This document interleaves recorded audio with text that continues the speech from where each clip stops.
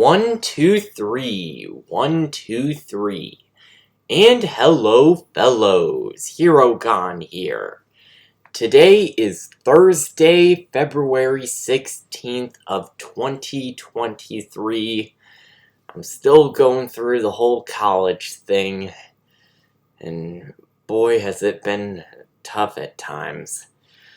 Hopefully, to those of you that are currently going to college or are considering it, I hope you guys do okay, or are doing okay right now.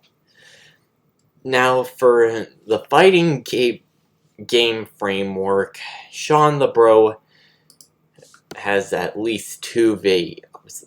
I ended up not making a video the last week for Funlog Friday / Showcase Saturday because the particular video is not much to write entirely home about. It's just your typical old making more credits exciting. But of course I will get into that sort of bit. Now, for the case of the first video, this was released 11 days ago, February 5th. Focuses on making the credits a little more exciting by using images that can fade in and fade out of the credits thing, as you see right around here. So far, that's pretty easy enough to implement. You have yourself 2 credits images in particular on both. You can have 2 credits images on both sides, but how you do it is all up to you. Going a little bit down, we have ourselves a bit of a new something. Going down into the menu stuff, we go to the credits menu, and that is where we will find our stuff. Let's see. And in the event graph, we have this little event called Animation Finished. There's nothing else connected to it just yet because I don't think I will need it for now. I've got no plans for that. But in terms of what Sean has done, he connected it to his event tick after one of the scroll offsets.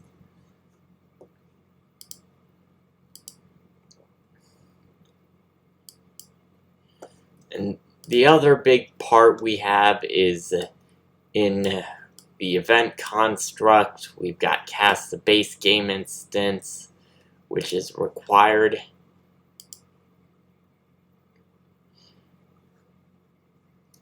And of course, we have also added credits music, all thanks to the base function library and credits right here.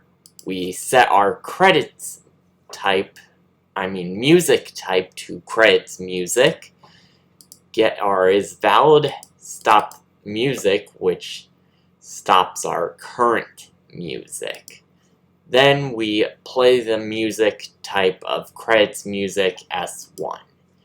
It's pretty simple as that. In our case, we've got our select node here, and right in here, the particular animation part of the credits. We keep going a little further. We have ourselves the animation finished custom event. Here it has set event number +1, set our can trigger event to true, and if it is, then we go to switch on int, which allows us to have our stuff. We bind to animation finished and play event animation. And play event animation, we just play our animation, do all this logic right here and set can trigger event back to false. Of course, for the default, we set our event number to 0 and we loop back to the branch.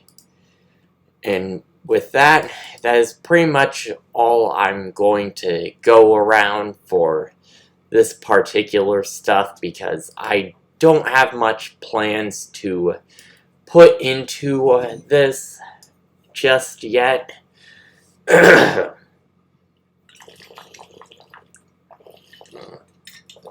That will pretty much be for a later time.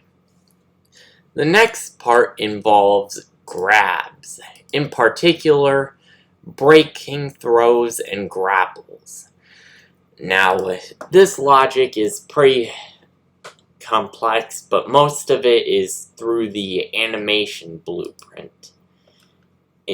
But first, we go into our FightStars character.h, or that's for me at least.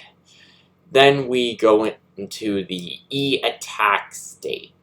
If the attack, we've got two new attack state parts, grab started and grab break.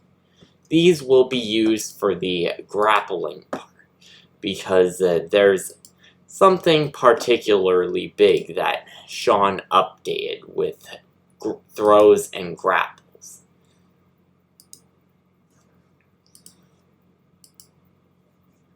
Now for our grappling, we can make use of grab breaks. If both of our characters end up grabbing each other at the same time, both grabs will cancel and neither will end up being grabbed. Instead, they will go into a grab break state, a sort of stunned animation, if you will, just like this. And in going into my thing myself, we shall go to the Anim BP, Atom Mortem, and here we've got a lot of things to go through. Go into all of this right here, our grappled stuff.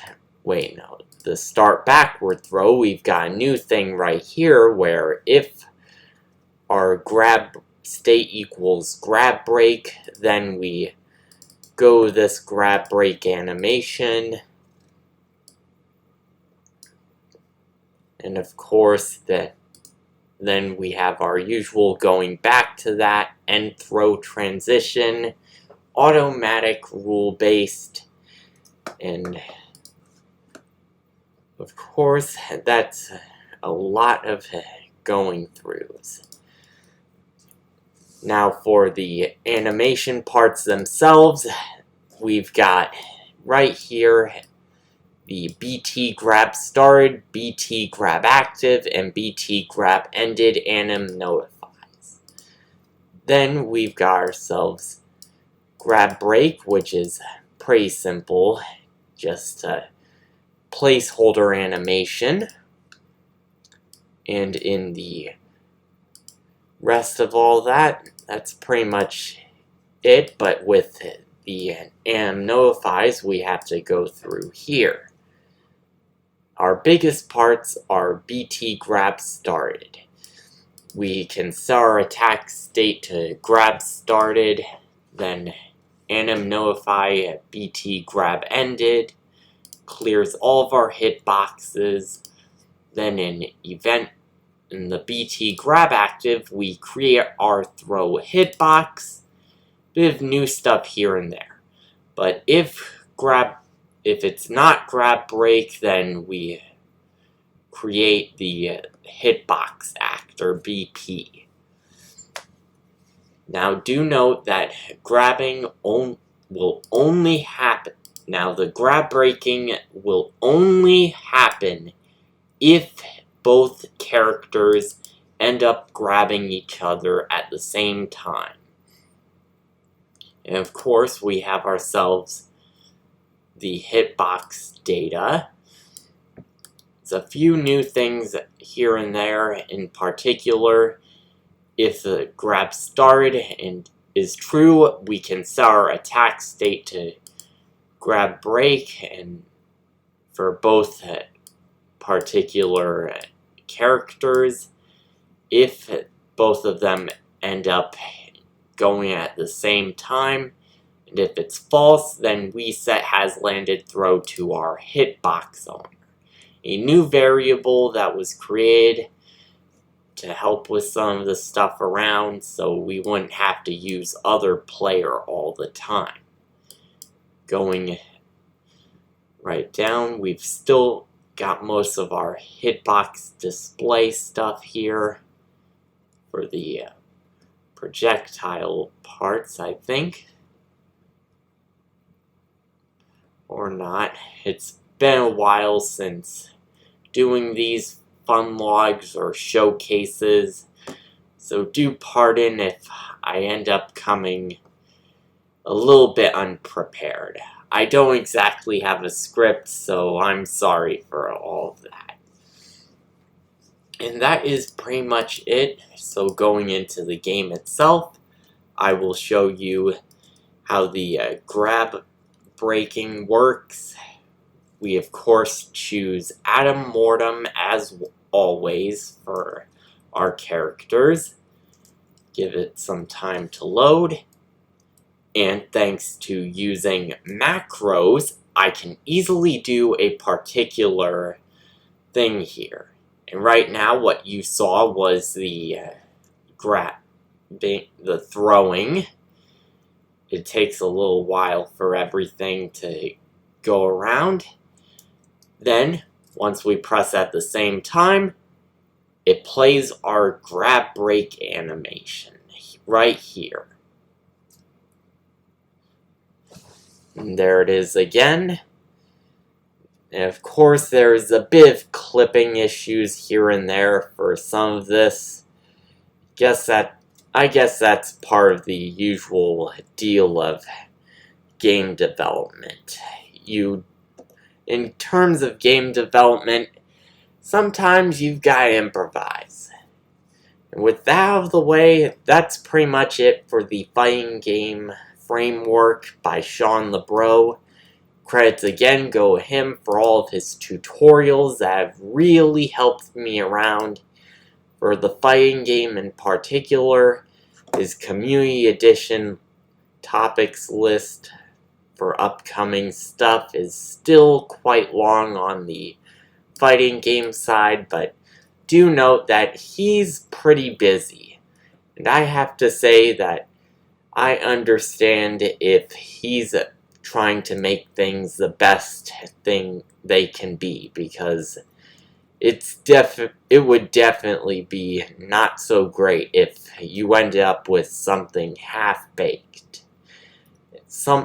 A delayed project will eventually become good, but a rushed project will mostly be bad. And with that, I will also provide an update on Path of Yao. Because of one particular playtester I have contact with, known as Kilomatter from Instagram, he has provided me some great insight onto what he thinks could be improved.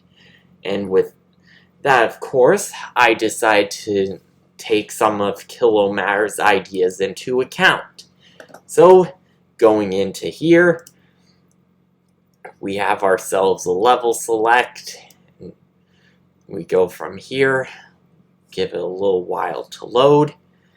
The biggest thing around would be the camera in particular, because when Kilomatter gave a few suggestions on improvements to the game, the camera was one particular problem that he had with everything. And of course, that was definitely something I tried my best to take into account. And right here, a lot of the shaders are still trying to prepare for my thing on my end, so do pardon if things get a little stuttery while waiting around. So I'm going to quit out of that. The other particular thing that he mentioned was the controls of the menu, because he had said that using the different sorts of things for the menu, different controls like WASD, probably wasn't the best idea. So I decided to change them up to using the arrow keys. Now going back into here with some of the shaders probably prepared enough already. That's one particular thing about an Unreal Editor project, you have to give shaders a while. The biggest thing I've also added is a pause menu. Right here, if I press return, I can pause, and I can even do it when things are still going. For instance, the running, I can stop right here, and it's now paused. The collision's also been slightly adjusted with regards to the ninja enemies. Now, the few others I couldn't exactly fix in time involved the art style clashing with realistic texture parts, and of course the animation frame rate dropping in some areas. Those two particular problems I could not fix in time. And I do hope that for those are waiting for March 1st, which is when Path of Yao will release, I do hope that you enjoy this little project I've been working on for a while, since a year, and hopefully it will be a decent enough demo that you'll like. With all that being said, I've been Herogon, you've been you. I hope you have a hero-tastic day. Goodbye, everybody.